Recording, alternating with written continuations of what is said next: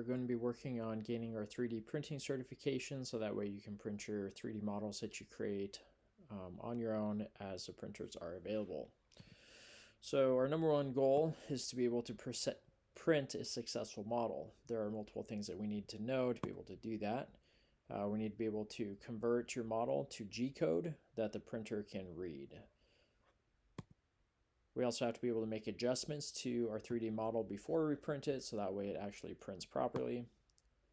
And we also have to be able to connect to and send files to the printer. So in order to be able to gain your 3D printing certification, you need to be able to demonstrate proficiency in these areas. So number one, you're going to need to be able to export 3D models in 3MF or STL format. And those are the formats that are readable by the Slicer program. So Shaper 3D has a different file format that can only be read by Shaper 3D. So we have to get it out of there and turn it into 3MF or STL format. Once we do that, we want to be able to take that 3MF file and put it into the Slicer program. And the Slicer program is what actually takes the 3D model that you have created. You can make adjustments to it, building supports, doing whatever you need to do to be able to print it properly. And then after you have done that, then it will convert it into G-code. So we want to be able to connect the Slicer program to a 3D printer, and we want to be able to send our file that we have adjusted, be able to turn it into G-code and to send that G-code to the printer. G-code is what the file is that the printer actually reads, and it's just a bunch of data that tells you exactly where to, tells the printer where to put the plastic, how much plastic to put, how high to put it, etc. So to be able to print things properly, you have to have a basic understanding of how the 3D printer works and be able to look for things that are going to create a problem when it actually comes time to print. So we're going to go over that now. One problem that often happens is people make a model that looks great on the screen, but then when it comes to print, it's a very different size than what you were expecting it to be. So you can see this picture of a little model down here. Looks great on the screen, and then you go to print it, and then it's like 3 times bigger than what you want it. So the problem is model is much bigger or smaller than expected. And then the solution would be in Shaper 3D, before you actually go to print it, confirm that you know the size. Pay attention to the fact that this picture right here, this model is 80 millimeters wide, and then it's about 128 millimeters long, or something close to that. And so make sure that you know what 80 millimeters is. Make sure that that's the right size. Make sure that you know what 120 millimeters is, and just check and see if that's what you're looking for. Another problem that you'll see is if you see that little cube, you have kind of these stringy plastic things rather than a smooth finish. And so one thing that can cause that is having a wall that is too thin. And so it's going to be too weak, and then in addition to being too weak, it might not even look very good. And so one solution to this is in Shaper 3D, not the Slicer program, but in Shaper 3D, check and make sure how thick your walls are. Make sure that they are greater than or equal to 1 millimeter. So we're going to do a little sample print as you get your certification. It's going to be of a house, and you're going to notice in the house that it prints, one of the layers is going to be too thin. It's going to be stringy, and that's because all of the walls are 1/2 millimeter, and on the top it needs a little bit more than that for it to be smooth. The other ones are weak, but they're not stringy, but that top one is going to be stringy. Another problem that you'll see is that the model is not sticking to the print bed, and so you can see in that picture down below it's kind of coming up a little bit. That can create kind of like not flat layers, but then in addition to that, the whole thing can come loose, and then it starts sliding around. And as the print bed moves to be able to get the right place for the filament to go, the model doesn't stay in the right place, and therefore the plastic doesn't get put in the right place. So it can make a big old spaghetti mess, where it might just create kind of a deformed image. So the first one cause for this could be that there's grease or dust on the print bed, And if your print bed is not very clean, then it can kind of delaminate and come up and start sliding around. And so the solution for that would be to clean the print bed better. And we'll go over how to do that a little bit later. Another cause for this might be not enough contact with the print bed, where there's just like the actual patch where the plastic is lying down on the print bed just isn't big enough, and so it doesn't stick and it starts again sliding around. So a solution for this would be in the slicer program. This is not Shaper 3D, but in the slicer program, rotate your model so the side that's touching the print bed is like a large flat side. And so if it's curved and you only have a thin layer touching the bottom, it might tip over, it might slide around. So rotate, for example, this house right here, the bottom, you just have the walls. That's a very thin, the model that we're going to do is 0.5 millimeter all the way around. So barely anything touching the print bed.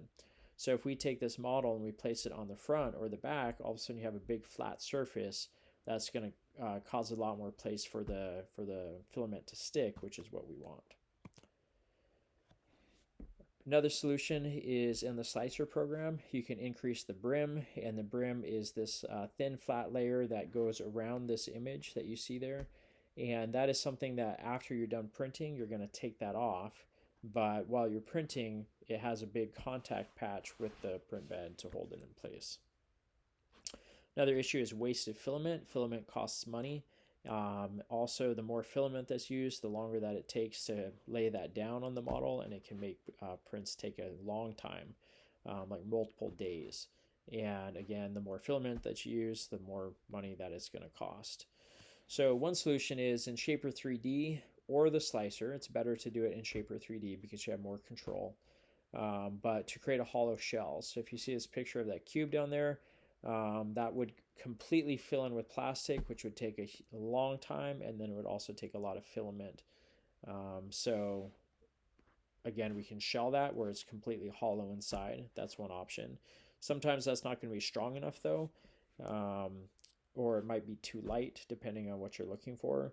So one setting that we can do is we can change the infill setting. So it's not making it a shell, it actually is going to have a structure on the inside, but it's going to have a lot of air gaps where you're not going to have the filament. So if you look at the 5% here, there's not going to be very much plastic on the inside, but it does make kind of these crosshatch patterns that create these little triangles that improve the strength, but also keeping it light and decreasing the materials.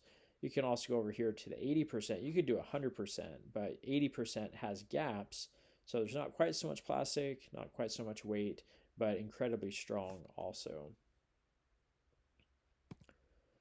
Another problem that you're going to run into is sagging parts or stringing filament. So if you look at this picture of this little guy here, what's going to happen is at the very bottom you're going to see this little circle, and it's going to start laying plastic down, and it's going to do layer by layer by layer as it builds up.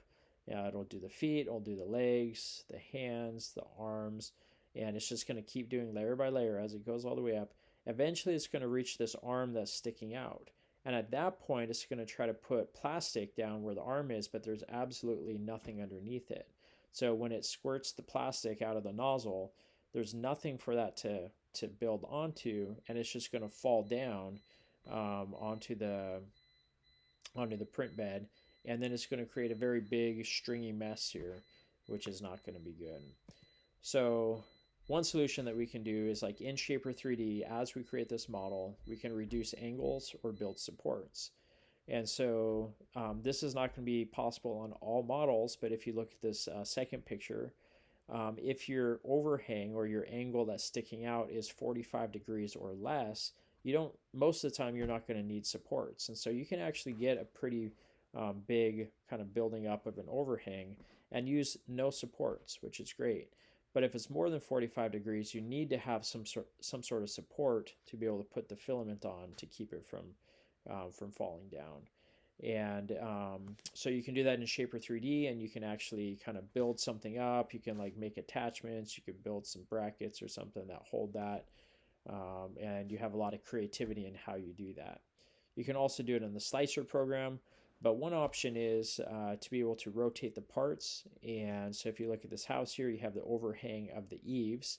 And if you try to print that with the house standing up like this, there's absolutely nothing for it to be able to to rest upon. And that's just going to sag down and it's going to completely destroy your model. It's going to turn into a bunch of like spaghetti, and it's not going to work out and waste a bunch of time and money.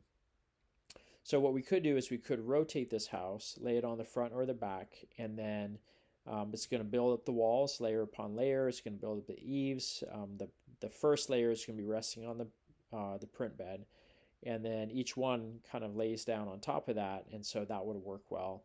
The problem that you would have would be the back wall, and then possibly this window, like the side of the window, which would try to hang down. If you have small gaps, usually the printer can put down a string kind of across that it uses as a support, and then kind of like a spider building a web, and then it lays down more plastic on top of that. And that will work sometimes, but if the gap is too big, then that's not going to work very well and it'll get pretty stringy. So you could rotate it and then just print it from a different angle. And then solution 3 would be in Slicer, not Shaper 3D, but in Slicer. You can add breakaway supports, and the Slicer program gives you a tool that you can use to kind of designate where you want it to build up supports. And it kind of does this S pattern, or there are different patterns that you can do, but basically it's going to build a support that it will then use to print the filament on and build your shape. But those supports that it makes, they're thin and kind of flimsy, and you can tear them off. Sometimes you have to be really careful so it doesn't break your model. But usually they come off pretty easily, which can be kind of fun, but again, it's a waste of plastic and takes a lot more time. So as we go through this unit, you're going to be making this little cube, and then you're going to print that. It will be a solid model, and you'll practice adding infill, adjusting your infill. And then we'll also be making this little house, and we're going to shell it so it's empty on the inside. You're going to have to rotate it, and then you'll also add supports to make sure that things don't fall apart.